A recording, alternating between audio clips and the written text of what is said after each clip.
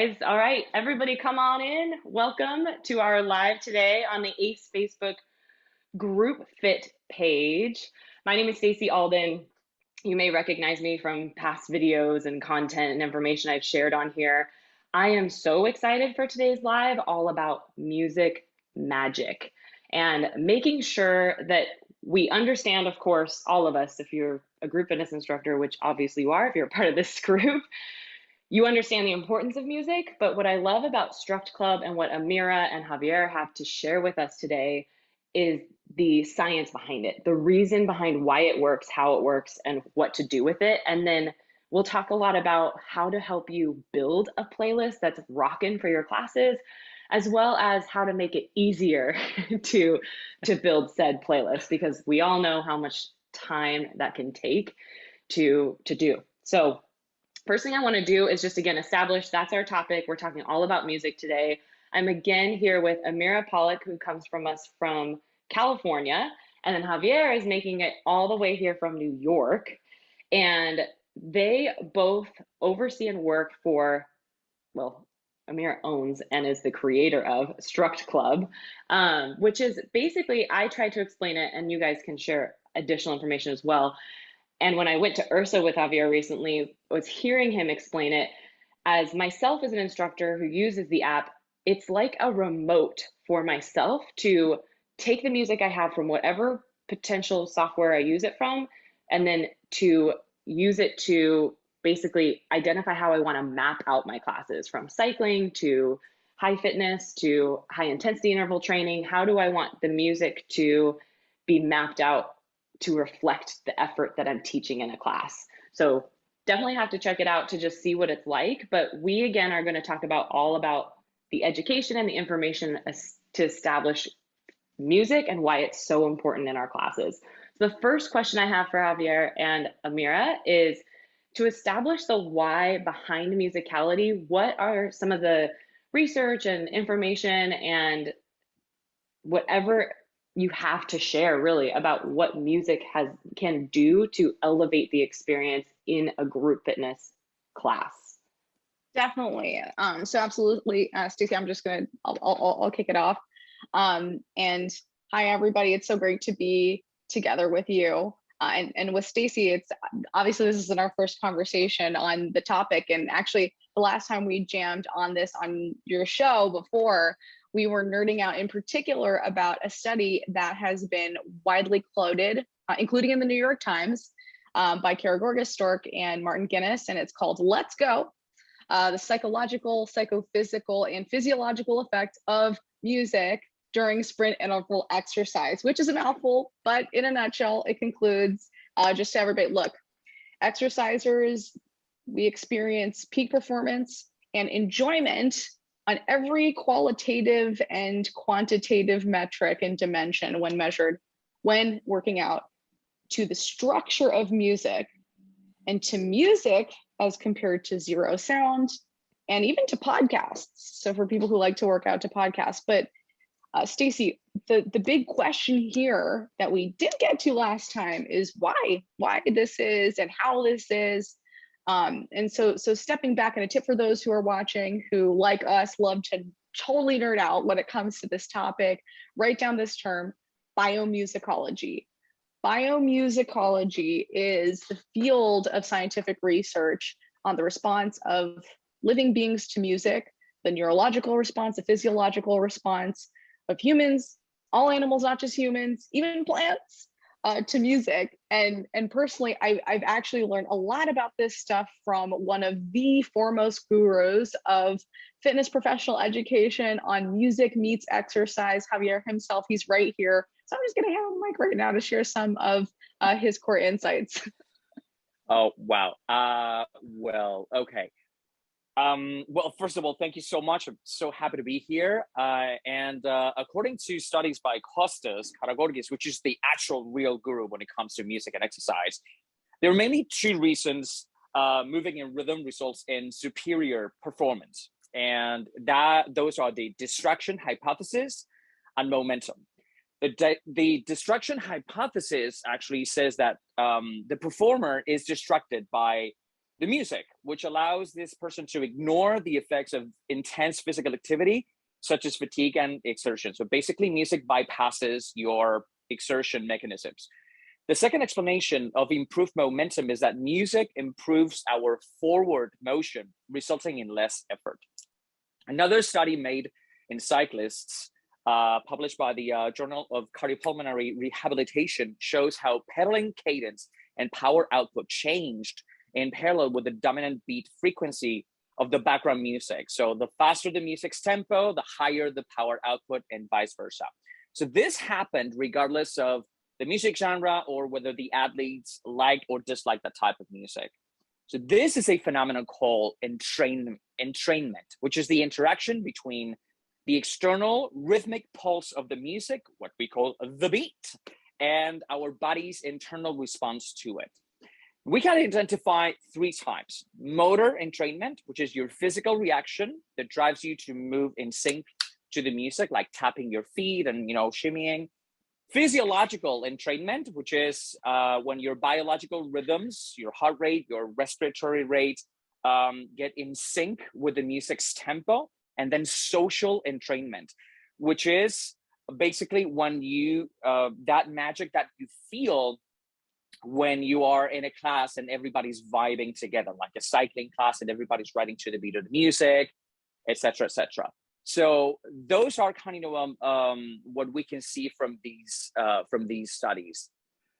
So when it comes to your playlist, I want you to think about it as a soundtrack of a movie, and then ask yourself what kind of movie is the one you're making. So I want you to think about, telling a story versus just playing songs, and look for an overarching theme. And then, pay attention to things like your tempo. So remember how motor entrainment works. Most people prefer quick paced songs when exercising. Between 120 and 145 beats per minute tend to work best when you're trying to energize your crowd. Going above 145 beats per minute does not seem to provide much additional motivation. So, for example, Struct shows you the song's BPM automatically, so you don't have to do the math. Then you have your rhythm response. So choose songs that make you want to move, right? Also, timing your movement and your cueing to the changes in music, the intro, the verse, the chorus, the bridge, the outro can be extremely powerful. And you can music map your class on Struct as well, so that movement, coaching, and music are in perfect sync, providing your members with this unforgettable experience. Another thing that I want you to pay attention is familiarity and cultural associations.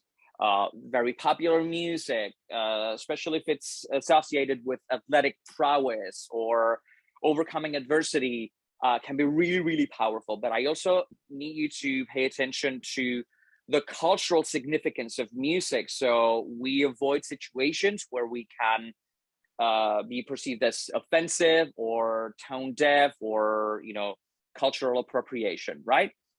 And last but not least, your emotional response to music and kind of that empathetic response to music.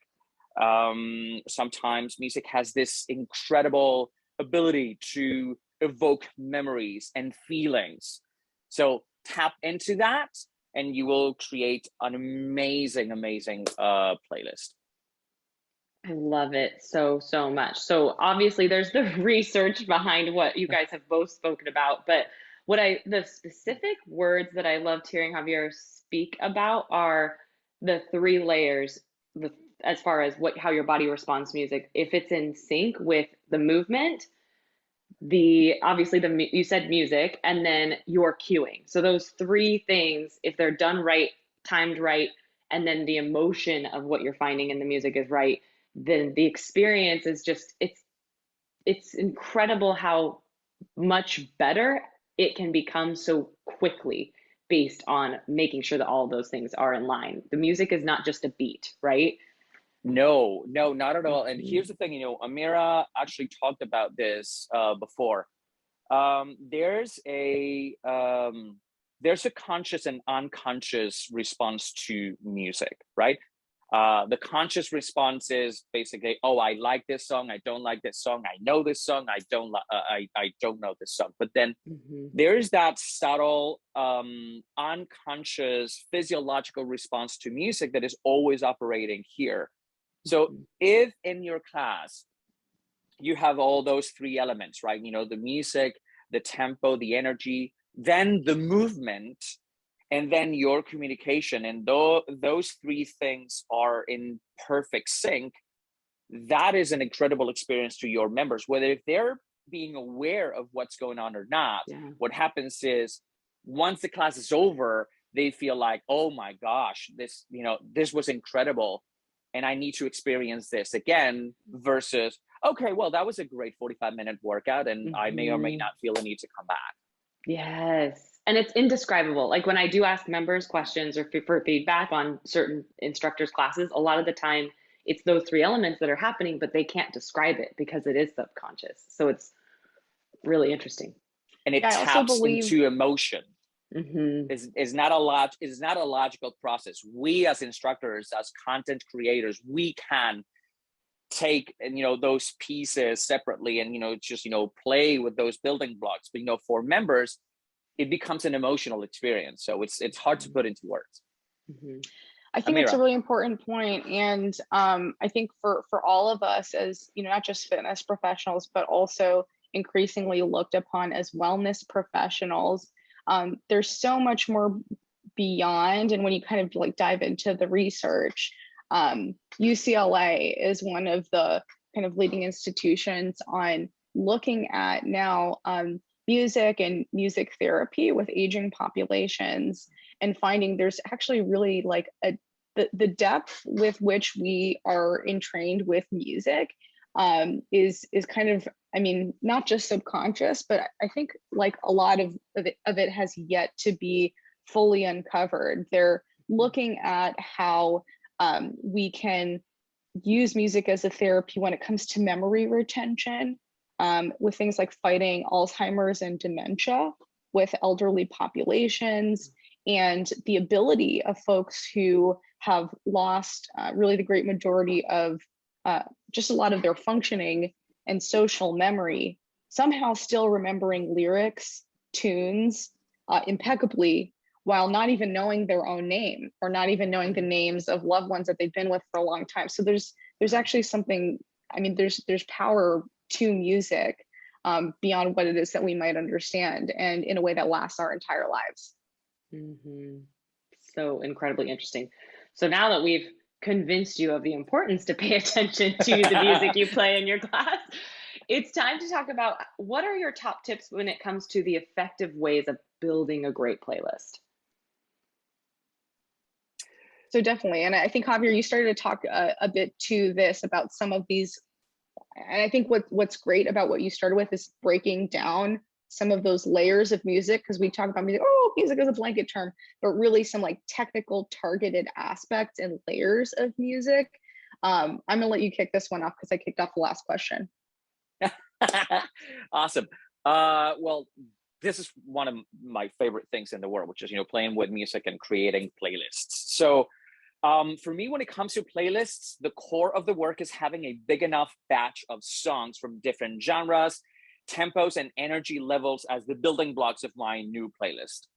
So back in the day, I used to remix all of my playlists, but now if I'm not teaching at an event or I'm building a especially complex class, I just use Spotify. So here's how I do it. Every Monday, I gather new music resources from the Discover Weekly and Release Radar playlists on Spotify. So if you're not doing this already, you're missing out. And then I create a new playlist when I add the most interesting tracks. So once I have around 20 songs of that new playlist, I upload it to Struct and start organizing the tracks in an appropriate order based on BPMs, energy, and duration. Last, I fill in the blanks as needed with music I have saved in different folders, such as warm-ups, cool-downs, short recoveries, sprints, whatever, until I get the workout flow that I'm looking for. In case I'm teaching a true power-based cycling class, for example, then I start with a profile, and then I look for the songs that most closely match that profile. And especially on Struct, because everything gets gets recorded, I can go back to songs that I have used previously and then reuse all my cues. So that's how I do it every week. I create new classes every week, which I try to share as well as much as possible. So so Amira, I'm actually curious because we've never talked about this. So it is how similar or different is your process compared to mine? Yeah, it's kind of interesting. I mean, I think there's definitely some similarities and just as a music basis. Personally, I also do use Spotify as my music player. And I have, I mean, now, and I probably a lot of us do have like thousands of songs in our repository. And so they're actually, instead of like entirely new music each week, one of the things that I've noticed, and a really big consideration for me personally is audience, like who's going to be in your class, and then what kind of experience do you want to create for them, and imbuing them with just my values as an instructor and as a coach, which include inclusivity. For one, I want the experience to really enable them to like find the best in themselves and to grow their potential. And so I mentioned that that's like really high level, like what does that have to do with the playlist? But those values provide guidance for my playlist. And so when it comes to that, I actually like, so Javier, you were talking about having a mix of songs and genres. I have mixes of songs throughout the decades. There's some oldies and goodies and classics, and then there's some new stuff too. So there's a combination of like putting my playlist, therefore, of all of my liked songs on shuffle to like re-earth something that might be in the mood of this week, and then just some like throwing in a couple of throwbacks there. So people who come to my class always know like I've got some throwbacks in there. Some another thing that I do is with the songs that I've previously used, I've music mapped them in Struct Club. And for most of what I teach, it's hit interval training. I want to be sure that since I match every one of those intervals with what's going on in the music, I want to make sure that there's a safe balance throughout the playlist of like push versus rest and the timing of that. You can get into a zone where you're having people push too hard for too long and you don't give them enough recovery. With the music maps, I try to audit that, and I try to add up, kind of like in general throughout the class, how long are we pushing like in our highest thresholds versus how long are we recovering. And actually some of the songs that I might have originally put in a playlist that are like, oh, this is really great, this will go with the flow, it gets cut out because it's either it's got too much of that intensity, the intervals aren't appropriate with like the rest of the class. So we know this as we try to construct this as these classes as fitness professionals.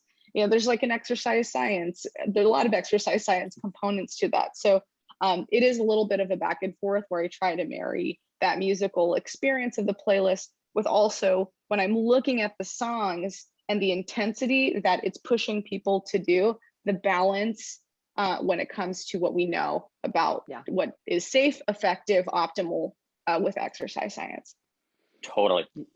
Yeah, and I find myself, I plan my classes very similar to both of you. When I'm building my class, I tend to build the terrain, or like that's for cycling, saying the word terrain. But if you're building a high intensity interval class, if you have strength versus cardio intervals that you're building in, if you have a yoga class that has a flow that increases and decreases, this works for every class.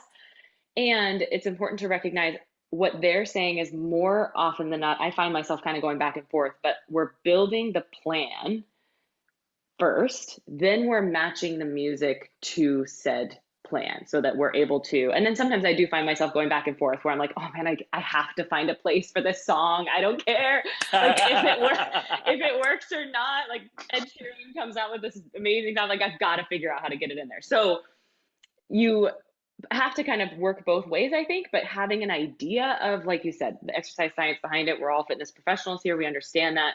Where does the recovery need to happen? Where does the slowdown need to happen? And what songs are appropriate to that? So last question I have for you is, what are your top tips when it comes to making all of that easier? And I did hear Javier mention he already has some little like pre-made playlists that are basically like warm up and cool down and things like that, like you said. Do you want to talk a bit more about that? Totally.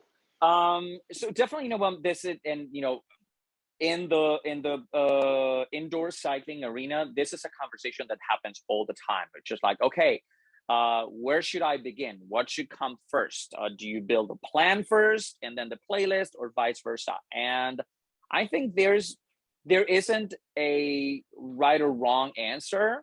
From a coaching perspective, I would say that you need to have a plan at first, at least some kind of general idea of what your workout is going to be and look like. And then it's going to be easier for your music to match that. It's also a matter of experience, because then when you've been doing this for a while, that's how your brain operates and works. So basically, when you're gathering those music resources, whether if you're aware of not or not, you have an idea already in your mind. So when you put it together, it actually makes sense. And it's not by chance, it's because you're trained to do that.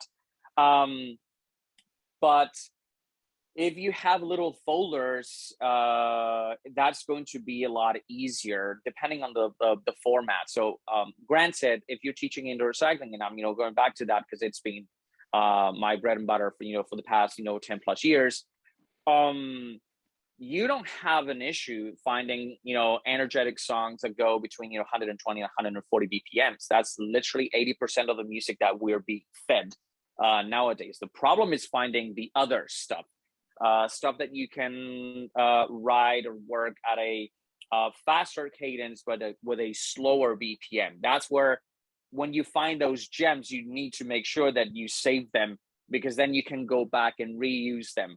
The thing is, when you want to do proper interval training and you need recovery songs, then finding something that is going to give you that exact minutes that you need, or those exact 90 seconds that you need, and also give you the feel of a recovery, and then you can go back at it. So having those classifications that might be based on music's tempo, energy, duration. Sometimes you want to build a long interval and you need an 8-minute song, and I can almost see people's eyes rolling to the back of their heads. Just, oh my God, an 8-minute song. Yes. And it's awesome, and it works because it allows you to be an excellent communicator and, get your coaching, voice on. So anyways, start building those blocks with, the things that are not that commonly found in your, weekly playlist. And that is going to make your life a lot easier. So one of the things that I use all the time, within our app, within Struct Club, is the ability to reuse songs based on, if I know the song, I can pull it, and I have all the cues and all the music already mapped out. Yeah, correct. Mm-hmm. But sometimes what I'm looking is for a specific type of drill.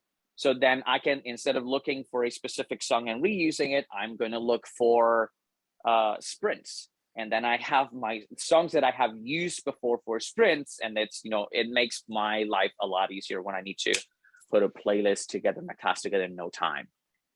This is the screen. Yes, all of the tags, like all my songs categorized in the app by tags. These are my recovery, like songs where I've tagged stuff by recoveries. These are such helpful, I think, tactical tips. And for me, I think like one thing I want to acknowledge too about just like each of us as human beings, like, know thyself. When is your energy high? When is it low? When do you get writer's block? When is your mind active? When do you get excited about creating playlists during the day? And I find that for me, the number one thing that works for me is making sure that I manage, my energy around this. And like when I'm at peak and when I'm most efficient and quick at organizing playlists is like right after doing a class. It could be my class that I'm teaching, and it can be taken from another instructor. I think like inspiration is so key. Like if you're looking to have and create an inspired class, like where and when do you get inspired? Maybe it's after watching a movie. Maybe, I mean, I just like saw like after the Shang-Chi, watching Shang-Chi, I was like, oh, I need to make a Shang-Chi playlist, right? Like allow yourself to get inspired. There's no quicker way. I mean, it'll be quick, it'll be efficient. It'll also be effective, and you'll just have fun doing it. So just know when it is during that time, like notice when it is, those patterns between when you start creating playlists. For some people it's like in the car listening on the road, right, on their road trip or on their commute, whatever it is for you.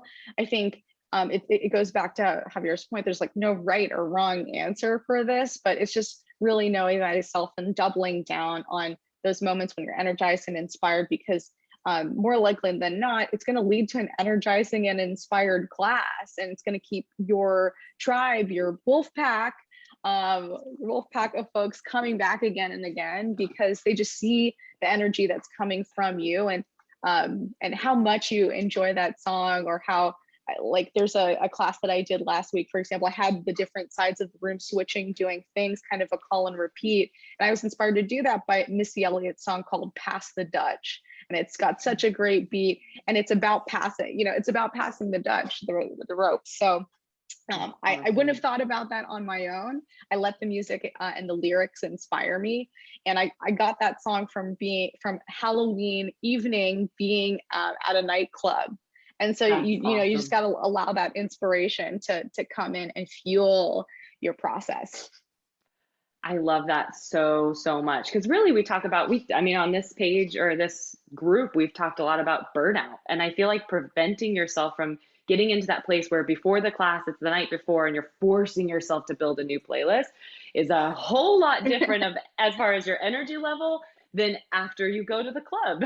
That sounds awesome. Totally.